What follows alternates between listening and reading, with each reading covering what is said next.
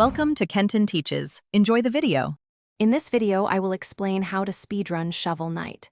To begin, you need to understand the fundamental objective, finishing the game in the quickest time possible.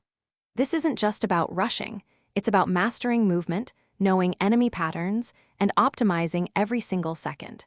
We'll cover essential techniques and strategies to help you shave off precious minutes from your playthrough.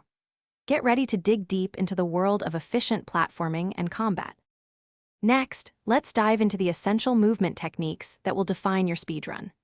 The shovel drop is your best friend for descending quickly and bouncing off enemies to maintain momentum. Don't forget the dash slash. It's perfect for covering horizontal ground at an incredible pace. And of course, mastering the pogo jump on enemies and environmental elements will grant you extended airtime and access to shortcuts. These three moves are the bedrock of any fast Shovel Knight run. Now, let's talk about optimizing your route and finding clever skips. Planning your level order strategically is paramount to minimize backtracking and ensure a smooth progression. You'll want to develop consistent, fast strategies for each boss, often involving specific attack patterns or item usage.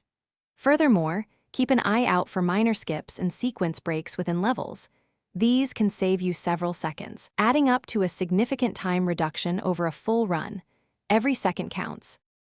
Finally, the key to a truly great speedrun is relentless practice and refinement. Break the game down into smaller segments and practice each one until your execution is consistently perfect. Focus on maintaining that consistency across the entire game, from the very first level to the final boss. Watching top runners is also invaluable. Observe their movement, their boss strategies, and their unique tricks. With dedication, you'll see your times drop significantly, achieving impressive speedrunning feats. Thanks for watching. Please subscribe if this video was helpful.